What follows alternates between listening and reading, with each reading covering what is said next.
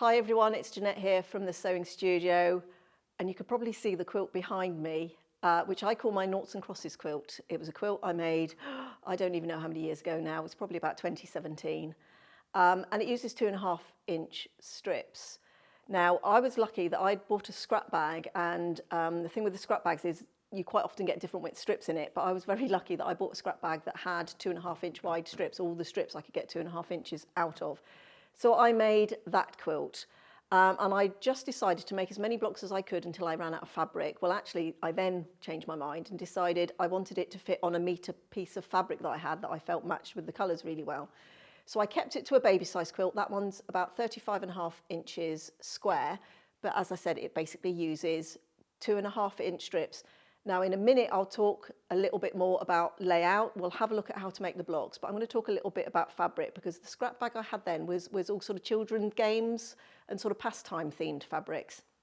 So we've been having a little look in the shop at some of the other jelly rolls, 2.5-inch strips, that we could use if you wanted to make a child's quilt, and we thought we'd just select some just to sort of give you some options really.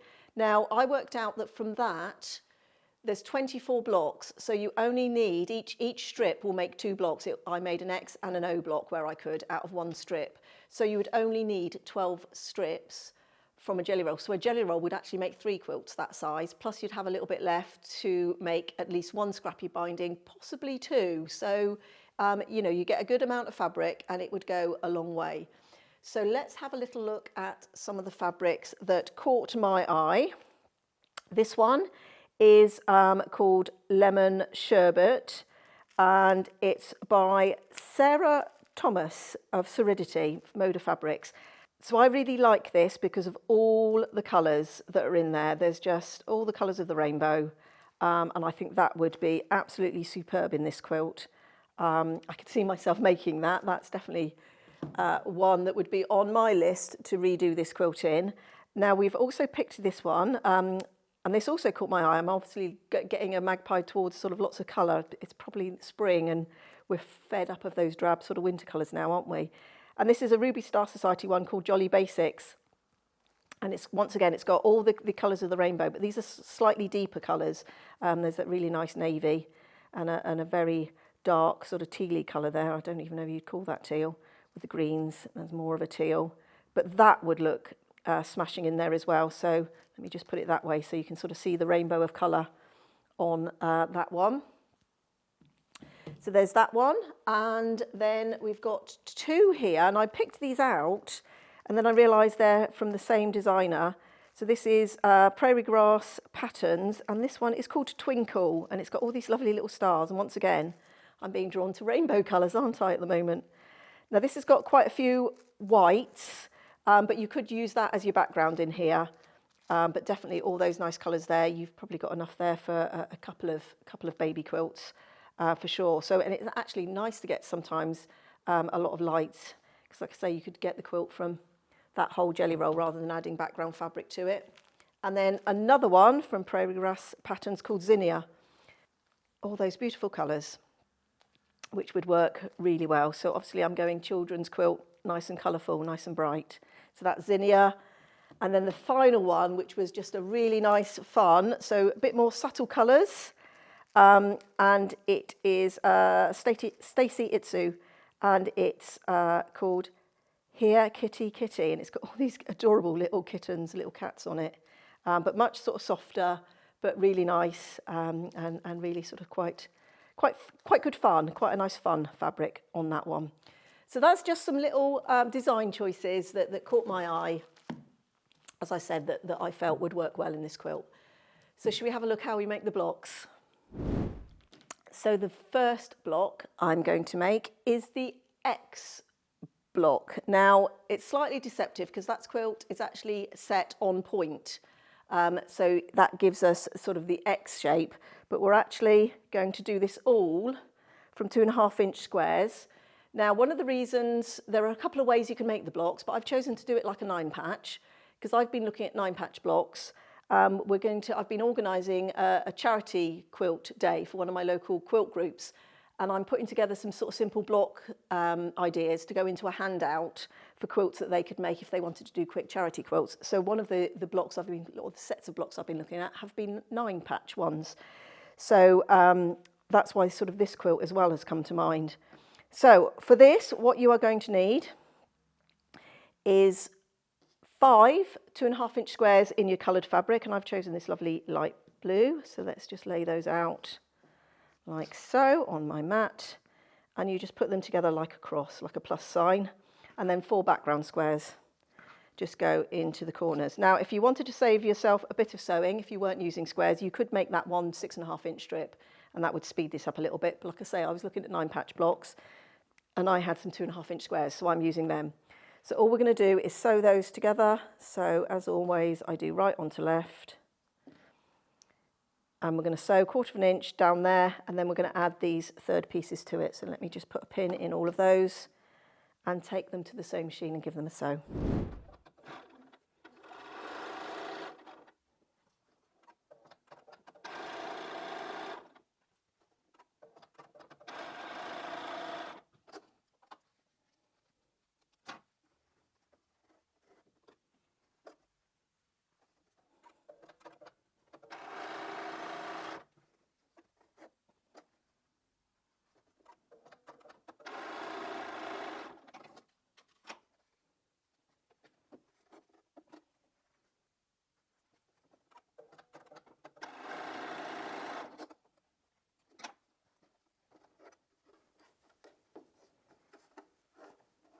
So I've pressed those seams in towards that centre one. So on these, those seams have gone out, and then I should be able to nest those seams and send them back through.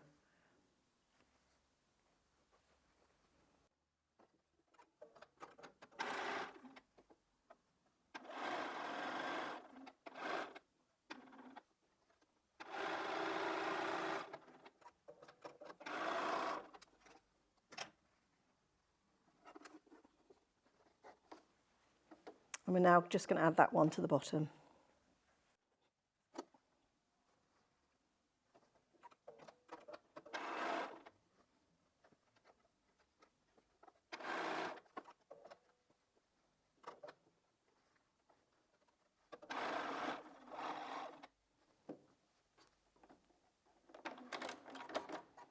So I'm just going to cut that there. I felt I went a bit narrow. It hit the bulky seam and it took my needle offline. So I'm just going to come back and sew that again, but I'm going to come at it from the other side. Let's just put my starter piece in again.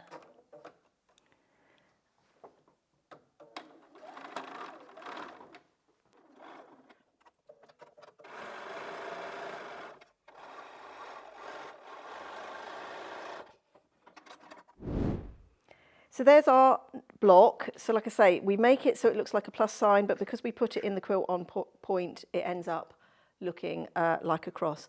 Now, funnily enough, I was thinking about these blocks, and you know when your mind starts going off on a tangent, I'm thinking, oh, if you did like one with just had the centre, you could make like a mathematical quilt with all the different symbols on it, because then we've got a plus sign or we've got a time sign. But anyway, we're not doing that here today. So back on track, Jeanette.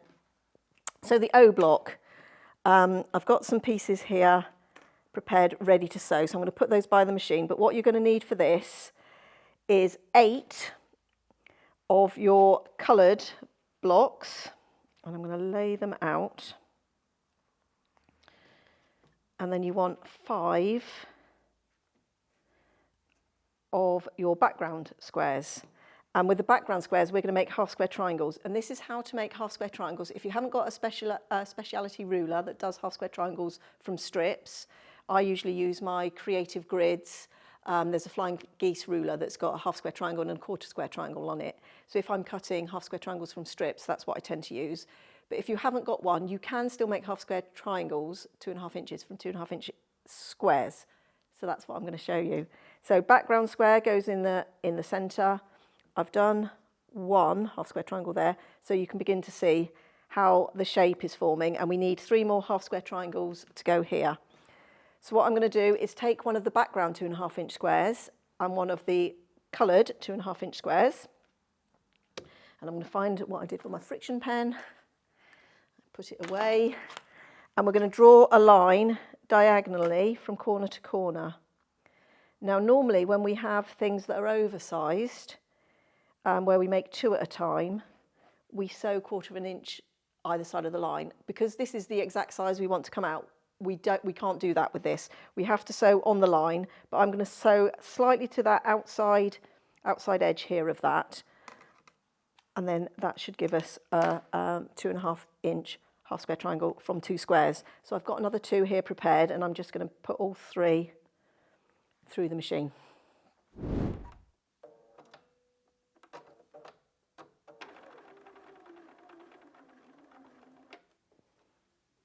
So you can see my needle is just touching the outside of that line. I think somebody put in the comments that somebody calls it kissing the line. And I'm just going to go nice and gently.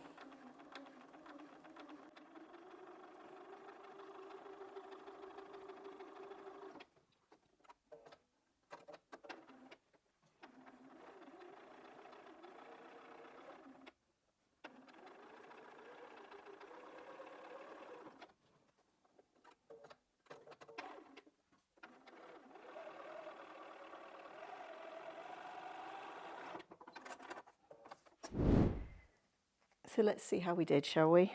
I'm going to take these to the iron and give them a press.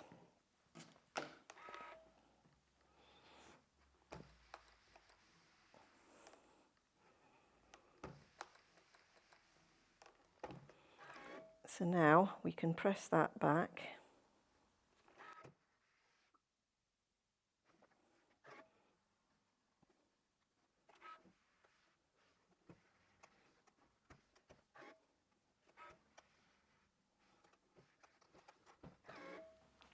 Now I am just going to check these to make sure that I'm happy with how they've come out before I do any trimming, because this isn't a precise way. Yep, I'm happy with that one. They're looking good. Yep, happy with all 3 of those. So now I'm going to just trim away that excess fabric. We don't want all of that extra bulk in our seams. When we're putting blocks together, it would end up in places where we'd have lots of fabric piled up on top of each other. And then that can become a problem, a bit too bulky. We always say that, don't we? Reduce bulk, and then I'm sure there are people saying, why is it important to reduce bulk? What's that all about? And it's like, particularly where you get blocks, where you've got lots of seams coming together like this, it would end up getting quite problematical.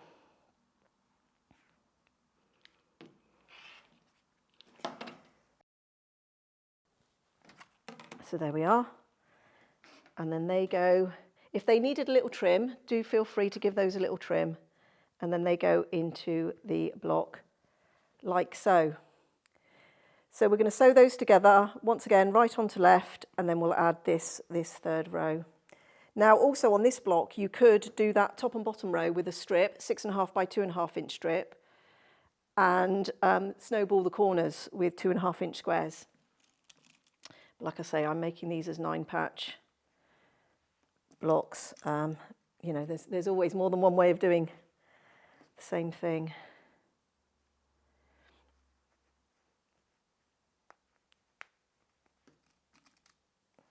See how much I'm pinning? I pin more than I ever used to.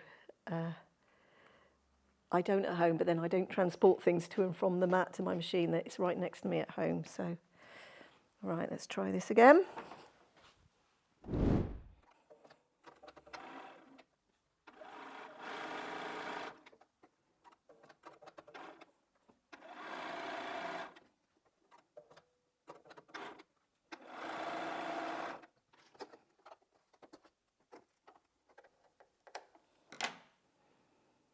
And I'm going to press towards the solid squares. So that one goes there.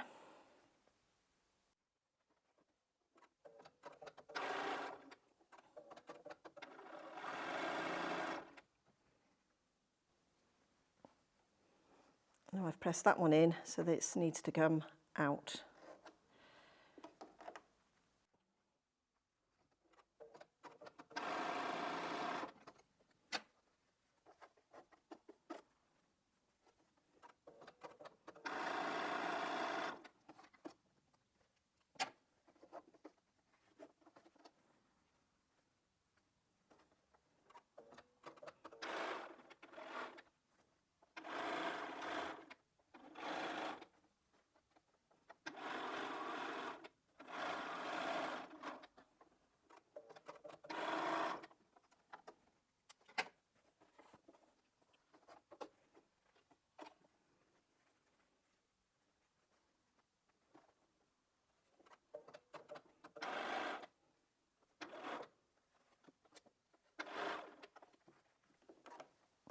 Now I just felt that move a little bit, so I'm just going to adjust.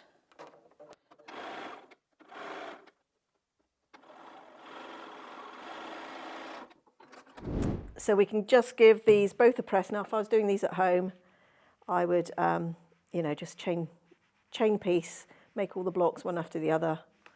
I try to simplify it. Now you could press these final two seams open. There's nothing to match in the quilt. But for now I'm just going to press them to one side. And then on this block, let me just show you this while I'm here at the iron. If your block comes out like that, that's absolutely correct, because that's your 1/4 inch seam. So some people get a bit worried and think that this seam should come all the way out to that corner. It shouldn't. So that is correct. If yours looks like that, you've done it right.